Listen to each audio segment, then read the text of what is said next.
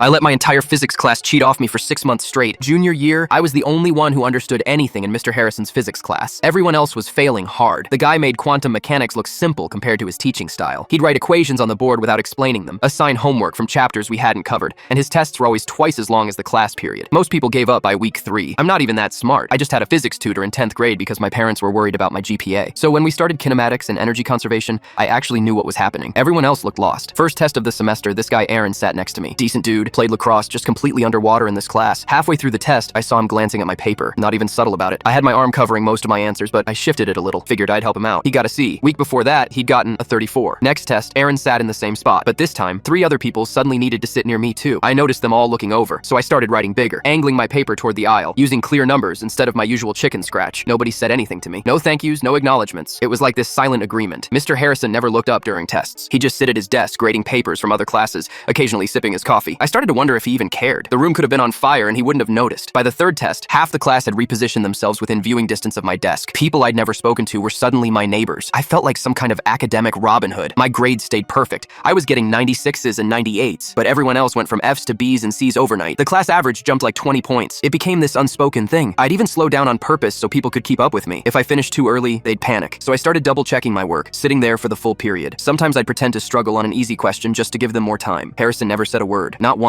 He'd hand back tests with these improved grades and zero reaction. I started thinking maybe he was just a checked-out teacher who didn't notice anything. Or maybe he was just happy people were finally passing. The whole 2nd semester went like this. Every test, same setup. I'd sit in my usual spot, write big and clear, and half the class would suddenly need to sharpen pencils or stretch right behind me. It felt like I was running a cheating operation, but also like I was helping people survive an impossible class. Some people started doing better on homework too. I think they were actually learning by copying my test answers and then going back to figure out how I got them. A few kids even started asking me questions before tests. It was weird. I became this unofficial tutor without trying. Last day of school, I was packing up my stuff when Harrison asked me to stay after class. My stomach dropped. The room cleared out, and suddenly, it was just us. He closed the door. I immediately started sweating. He sat on the edge of his desk and said, "I know what you've been doing all year." I thought about denying it, but what was the point? I started apologizing, told him I'd accept whatever punishment. I was already thinking about how this would look on my transcript, whether colleges would find out, if I'd lose my honor roll status. He cut me off. I'm not mad. I just stared at him. I needed data for my doctoral thesis on collaborative learning environments. I've been documenting everything. Who copied, when, which problems, how scores changed week to week. You created exactly the kind of organic study network I was researching, and your whole class is my control group. He pulled out this massive 3-ring binder from his desk drawer. It was full of notes, charts, seating diagrams with arrows showing who sat near me, grade comparisons, statistical analyses. He'd been tracking everything. The coffee-sipping, paper grading thing during tests, that was an act. He'd been watching the whole time. "I've already submitted my dissertation," he said. "Defense is in August. This data is incredible. Natural peer learning without formal structure. You're going to be anonymously cited in published research." Then he handed me a $50 Visa gift card and thanked me for the PhD.